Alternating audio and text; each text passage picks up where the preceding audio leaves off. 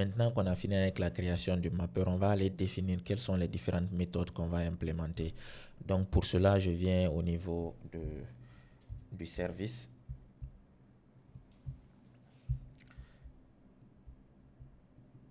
Au niveau du service, on va lister les différentes méthodes qu'on va implémenter.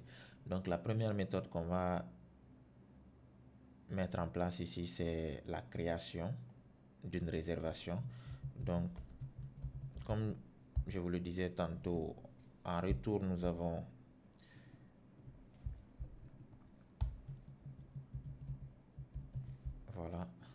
la réponse et on va utiliser create. Au lieu de l'entité, on va utiliser le DTO. Voilà. Après le create, on va faire un find by ID. Donc, on aura un get by ID. Donc, on aura response, mais cette fois-ci, au lieu de l'update, on va déjà rechercher par ID.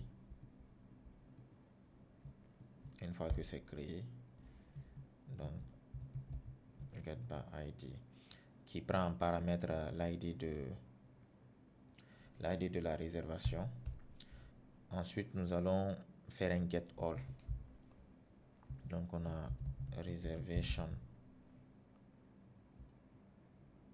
response. Donc, moi, ça vient parce que je tabule à chaque fois avec la proposition d'IntelliJ.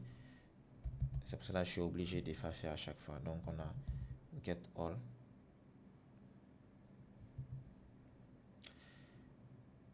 Alors, comme vous pouvez le voir ici, on nous propose de faire de la pagination, mais pour ce départ-là, on va tout récupérer au lieu d'aller sur de la pagination.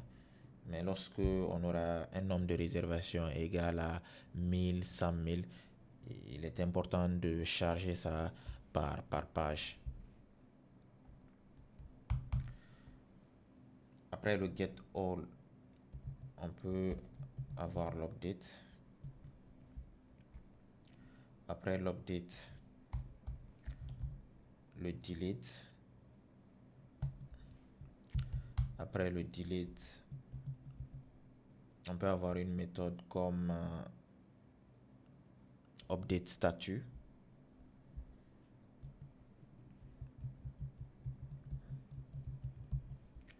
Donc, qui va prendre ici en paramètre l'ID de la réservation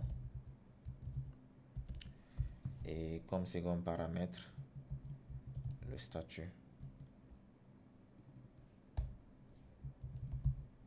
Voilà.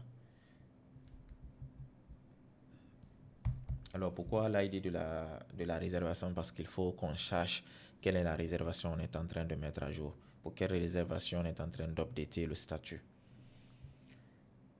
Ensuite, on peut avoir des listes comme par exemple la récupération de... Oh, ici on a un get all qui n'est pas un DTO. En principe, ça doit être une liste. Voilà.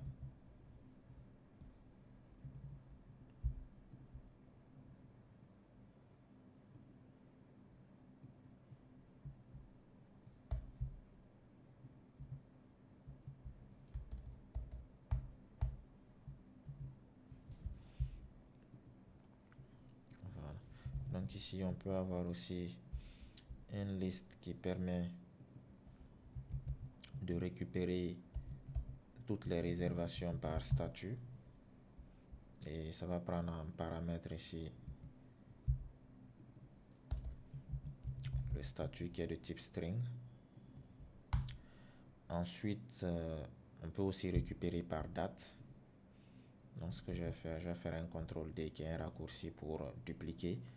Donc on va récupérer par date. C'est de type local date.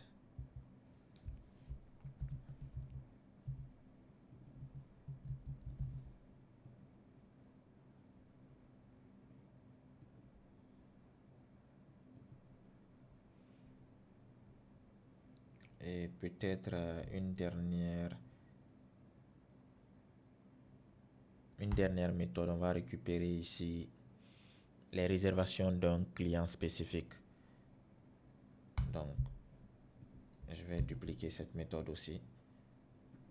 Mais cette fois-ci, on va dire que c'est get by client